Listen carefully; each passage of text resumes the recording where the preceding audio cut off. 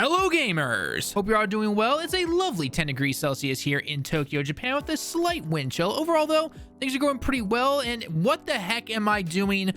Why in the world am I starting off a first impressions video by telling you all what the weather is? Well, it's because I've been stuck in my office all weekend playing Forbidden West, and I can only tell you what my phone app is telling me. So there's that. So the big question you're all asking still probably is, how is this game? Have I finished it? Is it worth to buy on the PlayStation 4 or PlayStation 5? For, all 10 of us that actually have one. Well, I'm going to answer all those questions and some more to discuss exactly my personal thoughts and opinions on my first 7 to 10 hours of playing Forbidden West. So, grab a drink, a snack, and let's get into the Five Nights Gaming Direct's first impressions of Horizon Forbidden West.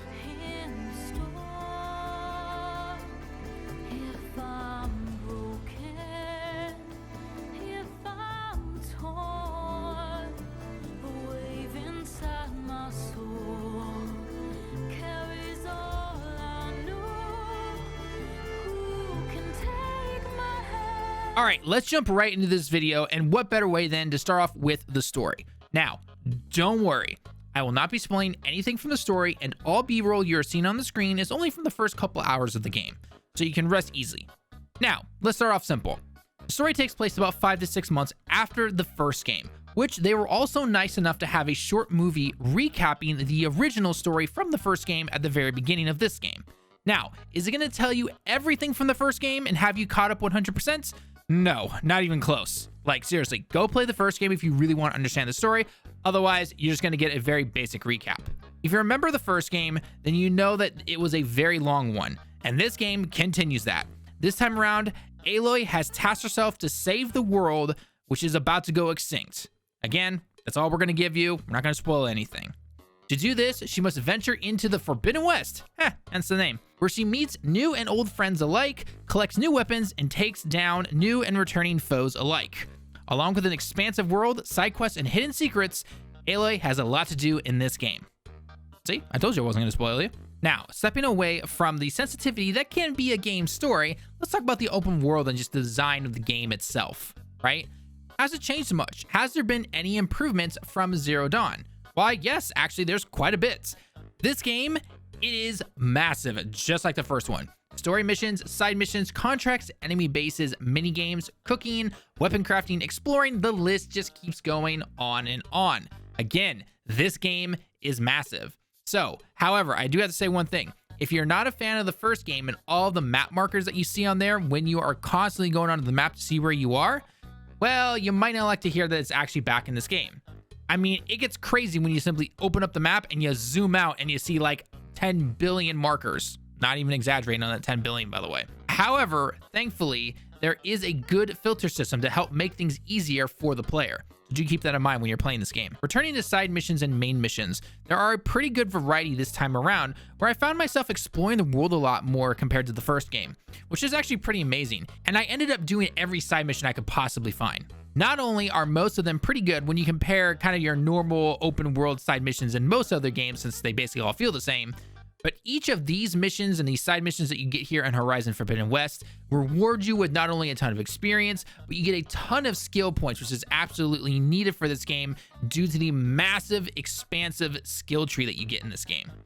If you played the first game, you'll remember there was a skill tree. Pretty standard stuff. However, it wasn't the biggest thing, and it wasn't too crazy or over dramatic. Now, that has been tripled now, basically. There are over 6 different sets to not only improve Aloy, but also to give her special moves that will give you bonus damage, make you invisible, etc. Basically, think of these things as extra bonus moves, essentially, to add to your character if you spend enough skill points on them.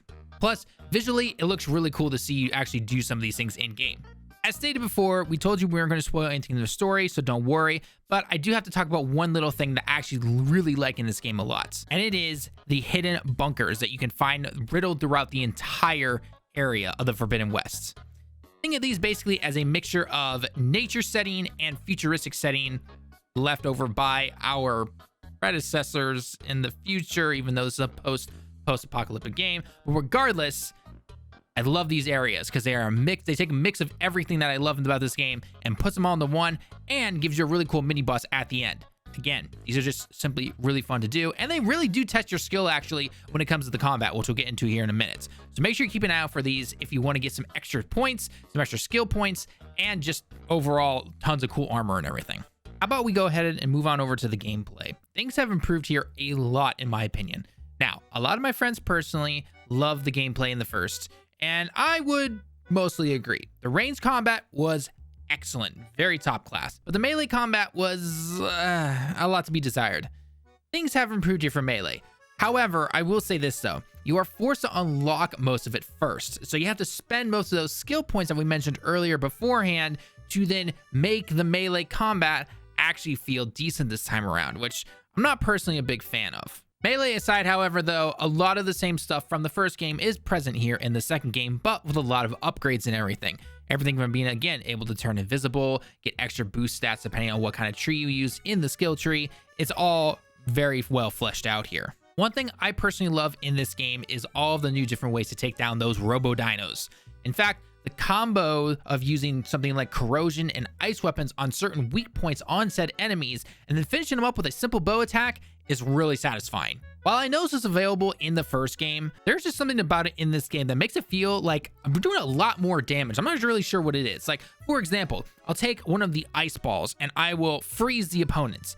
And then all I have to do is simply aim for one of their weak points with a normal arrow, and they're down in like 2 hits. Now, granted, I know I'm still near the beginning of the game, especially for this particular part of the video and everything, but regardless, it definitely didn't feel like that when I was playing the original Zero Dawn. So again, maybe, I don't know, I'll have to see how far it goes into the end game and everything like that, but regardless, really enjoying it. Even some new additions like the glider, which obviously isn't used for combat, makes just moving around the environment a lot more fun. Finally, and this is something that can make or break sometimes in terms of combat or gameplay for certain people, but stealth. Stealth is obviously still in this game. Jump into the grass and all of a sudden, nobody can find you, right? Even if they literally walk 2 feet in front of you. Regardless, however, though, stealth is here to stay, and I personally always am a fan of stealth like this. It may take longer to clear certain camps in other areas, but hey, again, if you give me stealth options, I'm going to use them no matter what. And I think the best way to wrap up this impressions video is simply to talk about one of the biggest things that everyone's been raving about, and that is the presentation. I know, presentation in a game isn't what most people go for. It's the gameplay if the game isn't fun, but there's something special about this game. We have to talk about the graphics though. How do they look, etc. Well, I can just tell you this right now. They look amazing. There you go, all done. Okay. Jokes aside, the game looks amazing though. Even on PS4, the game is looking very good, which should not be a surprise since Zero Dawn looked amazing on PS4 as well. On PS5, however, you do get a choice between performance, which gives you 60 FPS at a lower resolution, and a presentation mode, which gives you 4K, ray tracing, the whole 9 yards. I myself personally went with 60 FPS. I mean, come on, 30 FPS in 2022? No, thank you. But let's be real. The performance mode still looks really good, even if it's not at 4K. One thing I do have to say, though, on this game, which a lot of other people have also pointed out as well, is some of the bugs and the pop-in, since this is an open world game.